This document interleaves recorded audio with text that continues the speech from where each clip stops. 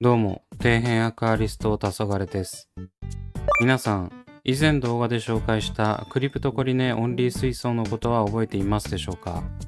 まだ見ていないという方は概要欄に再生リストを貼っておきますので、ぜひそちらから見てやってください。60センチ水槽にまさかのクリプトのみという、自分でも結構尖ってんなと思う水槽なんですが、組織培養水草を大量に買い集め、なんとか植栽から注水までを完了させることができました。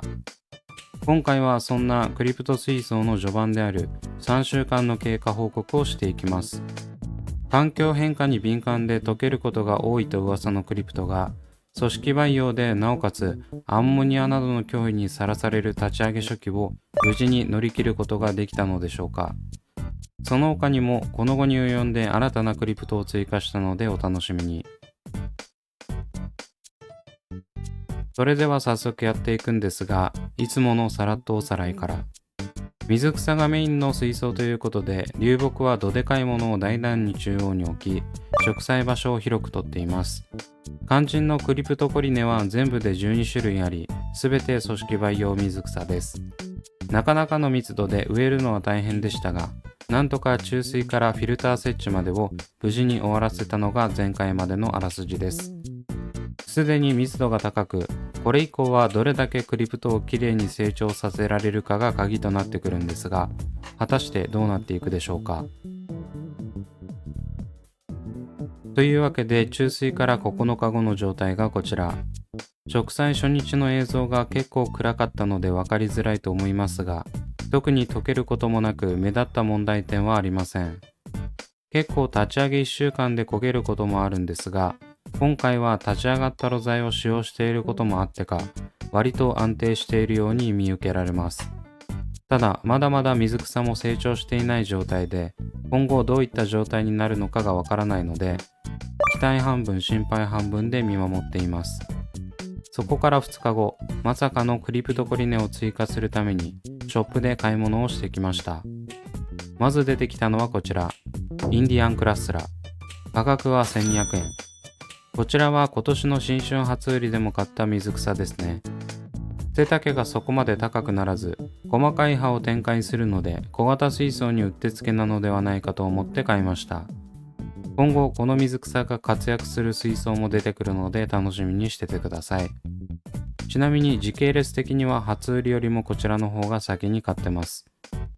続いてはこちら、ミリオフィラムガイアナドワーフ。価格は1200円。こちらはミリオフィラムマトグロスセンセの小型版的な存在の水草です。マトグロスセンセは自分の経験上結構巨大化する上成長も早いので小型水槽には向いてないんですよね。このガイアナドワーフも若干癖はあるようですが、小型で成長もそこまで早くないらしいので今後立ち上げる水槽に使っていきたいと思います。続いてはこちら、ロタラ SP ハラ。価格は1200円。おいお前、ロタラ SP ハラは30センチキューブ水草ストック水槽で腐るほどあったじゃないかと思われるかもしれませんが、あれワンコイン組織培養水草なんですよね。だからなんだって話なんですが、以前60センチ流木レイアウトに使っていた ADA のハラの方が赤みが強かった印象があったので、吐いて捨てるほど余ってるハラをわざわざ買って確認しようと思った次第です。正直赤みは変わらないかもしれませんが、どうせ増やすなら ADA のやつの方がいいかなと。こういう時に一度育ててた水草をキープしておくのは大事だなって感じますね。わざわざ買い直さなくていいですし。そして今回の本命、新たなクリプトの紹介です。それがこちら、クリプトコリネフラミンゴ。価格は2480円。こちらはクリプトの中でも割とお値段が張ることで有名なフラミンゴという名前の通りピンク色になるクリプトコリネです。本当はこれも組織培養にしたかったんですが、この時はフラミンゴの組織培養が流通しておらず、比較的入手しやすいアクアフルール社のポット水草をチョイスしました。状態に関しては正直微妙な感じはしますが、逆にでかくなっていないからこそ新しく植栽するには向いているかなと思ったりしてます。このフラミンゴ、完全に水上化すると何の変哲もない緑色のクリプトになるので、ピンク色の葉が多いのは水中育成にはいいかもしれません。そんな感じでクリプトを追加するのにかこつけて関係ない組織培養の方が多く買ってるといういつもの自分ムーブをかましました。というわけで早速ロックウールから取って植栽の準備に取り掛かります。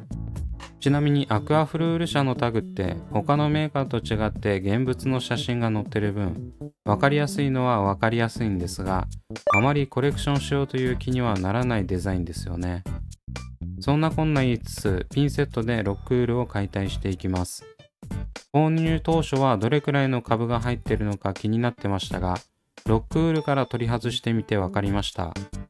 パッと見3株しかないように見えますが、実は1つの塊部分に3つ群生しているものがあり、このポットで合計5株取ることができました。正直これが安いのか高いのかは何とも言えないところですが、やはり株数だけ見るとポット水草よりも圧倒的に組織培養の方がお得ですね。というわけでフラミンゴの下処理も終わったので植栽していきます。植栽するのはクリプトコリネ・ウェンティグリーンが植えてある左隣です。水槽内の位置的にはやや左寄りの流木の奥ですね。別にここは何かを植えるために開けていたわけではないんですが、5株程度植えるにはちょうどいいスペースがあってよかったです。クリプトは葉が先端に行くにつれて大きくなるので植栽しやすいのがいいですね。難なく植えることができました。というわけでフラミンゴを追加した状態で他のクリプトがどうなっているのか見てみましょう。いい意味でも悪い意味でもまだまだ変化は見られません。溶けるような兆しもないですし、特段苔が生えてる感じもないです。奥側のクリプトもいい感じで、このまま根を張って大きくなってくれればいいなと思います。一番奥に植えているクリプトコリネ・トンキネンシスに関しては、できるだけ苔の混入は避けたんですが、どうしても他の水槽で増やしていた関係上、若干苔が目立ちます。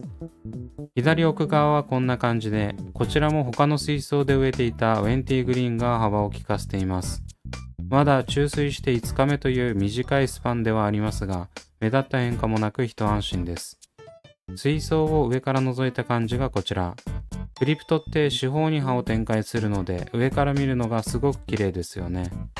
上から引きで見るとどれだけ大量にクリプトを植栽したのかがわかります。続いてはそれから6日後の注水15日目。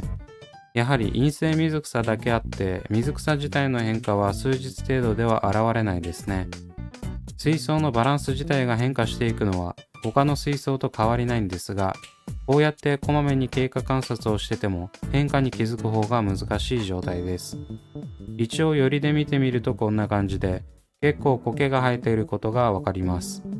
まだまだ大したことはありませんが、いくら立ち上がった露材を使っているからといって立ち上げ初期の水質の不安定さから苔の繁殖を許してしまうのはある程度は仕方ないのかなと思います。苔自体もそこまで硬そうな苔ではなく、ついてても柔らかい糸状の苔程度なので、そこまで心配する必要はないです。ただ青み泥まみれになる前兆を感じたため、若干早いですがヤマトヌマエビを数匹入れて苔の抑制を図りました。あまり多すぎると食害が怖いですし、ちょっと減ってくれればいいかなくらいに思ってます。ちなみに他の水槽から拝借したクリプトコリネ・ウェンティグリーンの間からひょこっとオーストラリアンヒドロコティレが顔を出していることに気づきました。こうやってしっかり見てなかったら気づかないレベルで自然に混入してきます。水草ですら混入していることに気づかないんだから、スネールなんて目視じゃ完璧に侵入を防ぐのは無理ですね。続いてそこから4日後の注水19日目。立ち上げからそろそろ3週間が経つということで、とりあえず立ち上げからの一斉溶けは免れたようです。最初のこの3週間が一番怖かったので、一つ目の山場を越えることができてとりあえずほっとしてます。先ほど見ていた苔はというと若干良くなったかなという印象。なんか少し茶苔っぽいものもついてはきていますが、数匹のヤマトヌマエビのおかげで苔が増えるという状態は防げているようです。本当はもう少しヤマトヌマエビを入れたいところなんですが、ここはデリケートなクリプトのことを考えてぐっと我慢しています。上から見るとこんな感じ。やっぱり綺麗ですね。クリプトは上身の方が綺麗なんじゃないかなって思っちゃいます。というわけでいかがだったでしょうか。とりあえず3週間が何事もなく過ぎ去ってくれてよかったです。新しく植栽したフラミンゴも特に異常はなく、今のところ順調です。苔だけが少し気がかりではありますが、それ以外は気になることはないですね。最初から12種類という大量のクリプトを植えていたこの水槽でしたが、今回のフラミンゴ追加でついに13種類ものクリプトがひしめく60センチ水槽になってしまいました。なかなかカオスではありますが、クリプトの種類ごとの特徴や成長速度などを観察できるので、今後が楽しみです。まだまだ立ち上げたばかりのこの水槽の今後が気になる方は、チャンネル登録して続報をお待ちください。というわけで今回はここまで。Twitter と Instagram もやっておりますので、そちらも見ていただけると嬉しいです。それではご視聴ありがとうございました。